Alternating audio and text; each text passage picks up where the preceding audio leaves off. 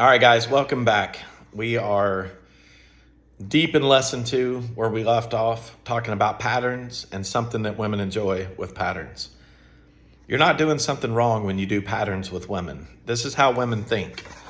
This is what they enjoy. It's part of how they process their eternal emotional world. Women love this stuff. From the Yahoo, yet again, Ross Jeffries.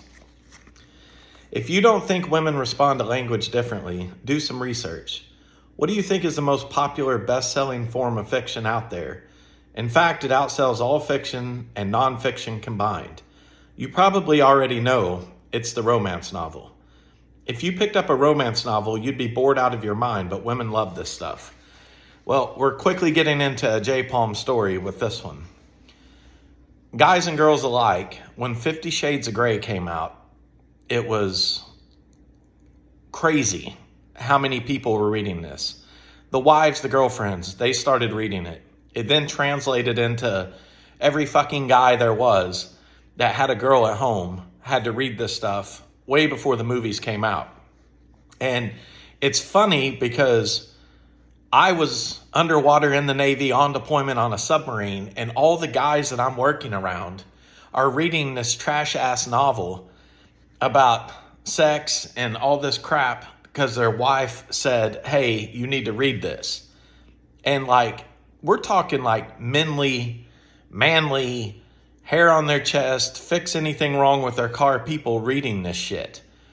And eventually I learned, wait a minute, what's going on here? And I fell victim to it too. I started reading it.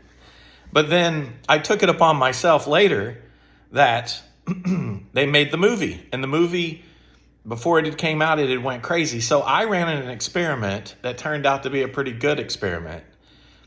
In 1 week, the first week that the first 50 Shades of Grey movie came out, I set up a first date every day of the week. So it came out on a Friday, and I set up a date Friday, Saturday, Sunday, Monday, Tuesday, Wednesday, Thursday with a different girl to go watch the movie as a first date. Because in my mind, women love this to the point that manly dudes are reading this shit because they told them to. This will be the most incredible first dates that I ever had. That was my idea. Well, 5 of the 7 were amazing. I mean amazing. 2 of the 7, a bit awkward. But if you guys want to hear about these dates, you can drop a comment, request me to do a video on them. I'll do a video of nothing but my 50 Shades of Grey first dates at the movies. Yes, I'll do that and I'll talk about it. But drop comments if you want to hear about it. I'm not going to bore you. We have a book to review. But if you want to hear about it, quite the experiment. So what weirdo Ross Jeffries is saying here is true in that sense. It's really important for you to understand, he says. The patterns reflect how many women think. They're not some stuff that was beamed down from Mars or stuff I made up out of my head.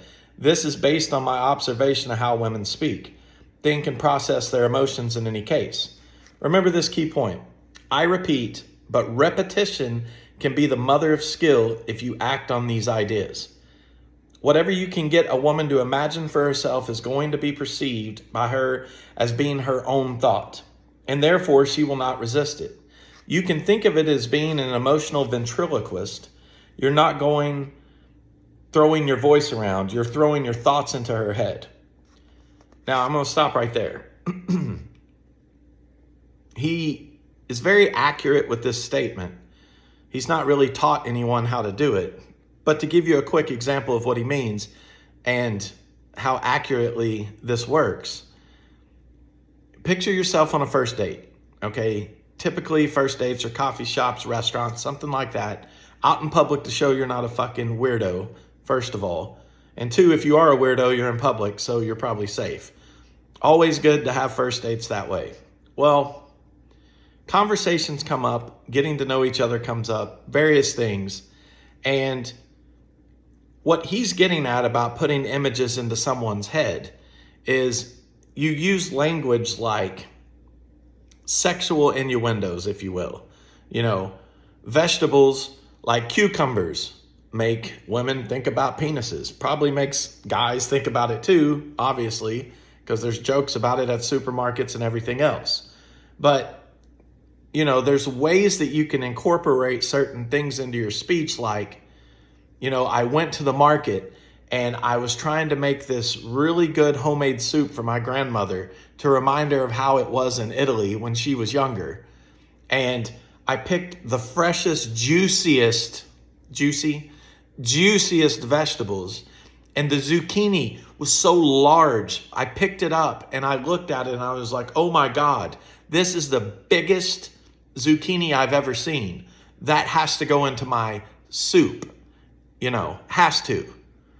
And what you've done there, you're talking about vegetables and cooking, but you're using words like juicy, big, touch your lip, go into my soup, things like that.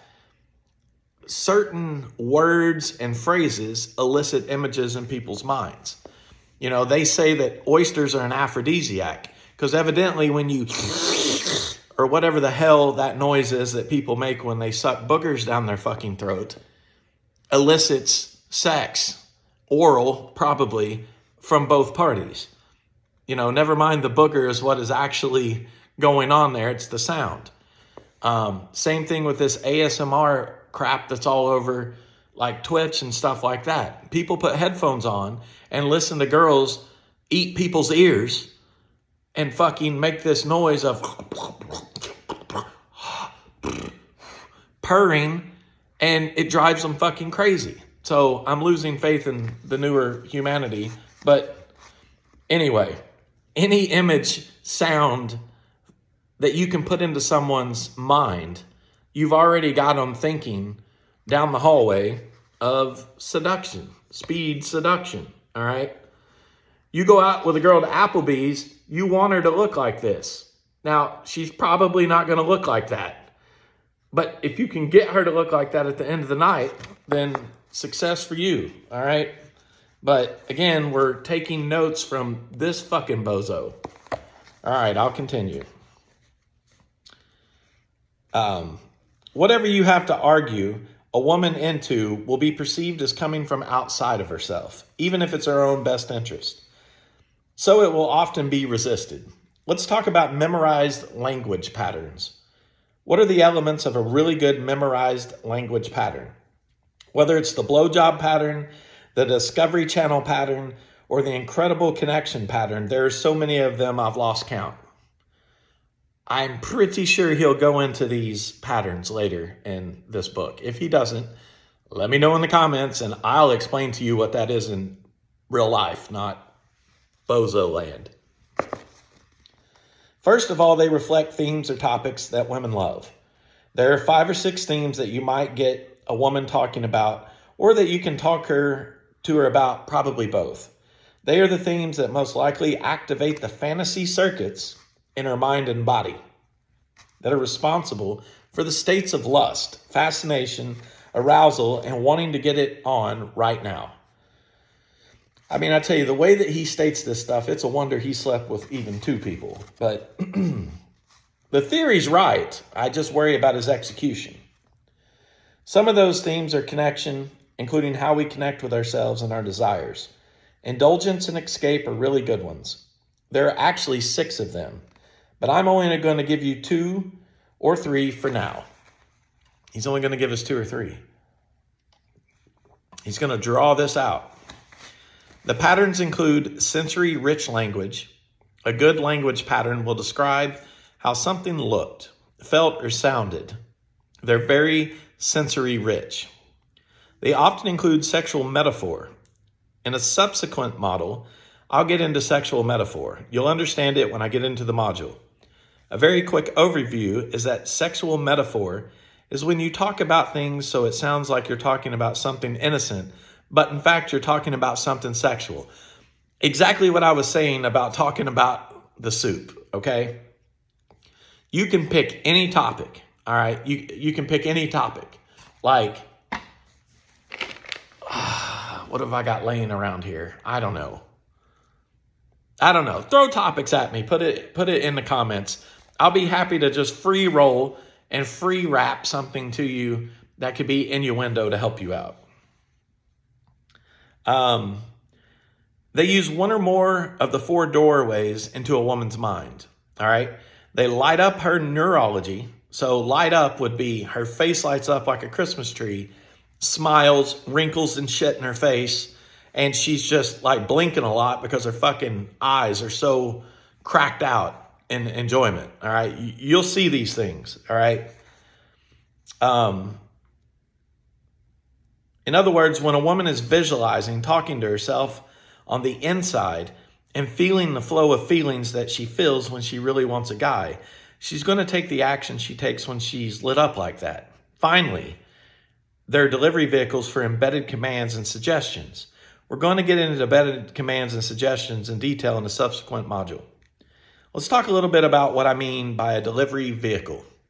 For now, think of embedded commands as the small pieces that do the actual heavy lifting of leading their imagination and emotions. Think of language patterns as the Trojan horse, and inside of it are the little soldiers, which are the embedded commands and suggestions that are going to hop out and open the walls. If you don't know the story of the Trojan horse, Google it and do some history to yourself, all right? Let's look at the Discovery Channel pattern. All right, great. I'm glad he's getting into this because you know me, I like to keep these videos short, and I do want to talk about this. So many of my students have used this pattern either to seduce women on its own or as part of an overall very successful seduction. I was on a conference call today with my coaching club, and one of my students talked about how he used this on a girl and she was all over him. They made out and she wound up saying to him, "Do you live nearby? Can we see your place? I want to see what it looks like." Of course, he then closed the deal. The Discovery Channel pattern deals with themes of adventure, fascination, excitement, and anticipation. It uses the metaphor of the roller coaster and the ambiguity of attraction. We will go through the pattern word for word, and you will see that it talks about attraction. Does attraction mean a ride in an amusement park, or does it mean the attraction between men and women? When the guy I told you about did this pattern with a girl, she said, "Wow, that sounds like great sex."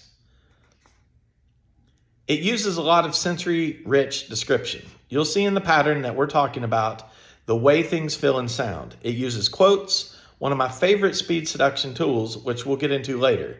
Quotes talk about a subject that you saw, read, or heard about and use sexual metaphors like get off, going down, take the ride, or climb back on. You'll see this when we go through the pattern. Okay, basically, he's correct. Now, this book is a bit dated. Hold on, let's see here real quick. When did this dude publish this? I probably should have brought that up. Okay, so this was 13 years ago.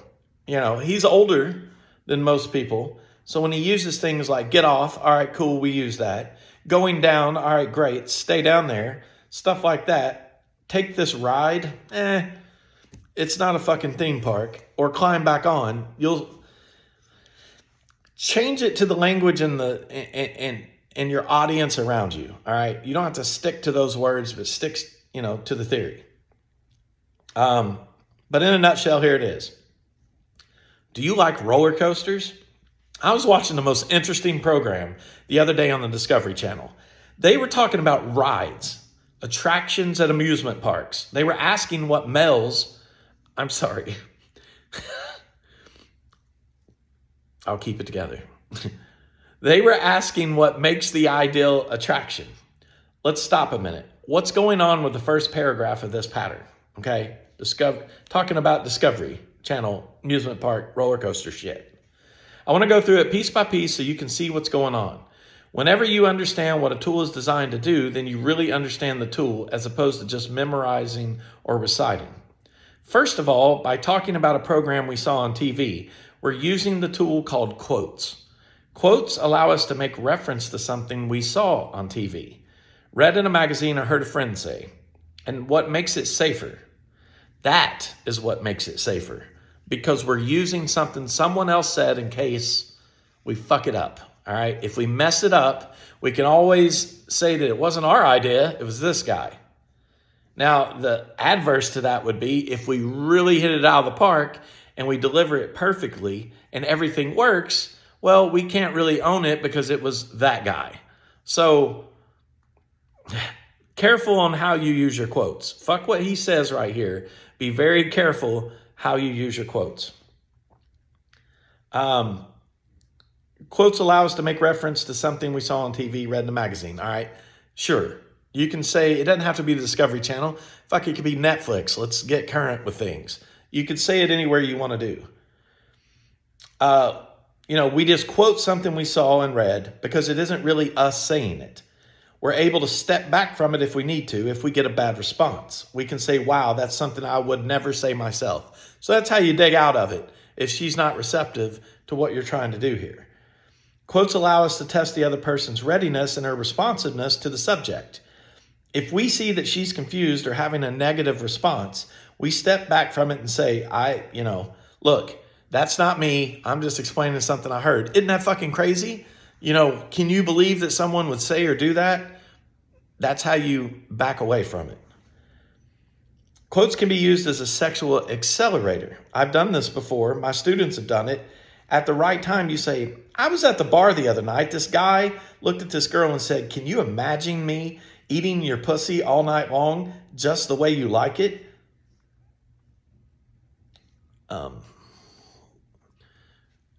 Guys, don't ever say that to anyone.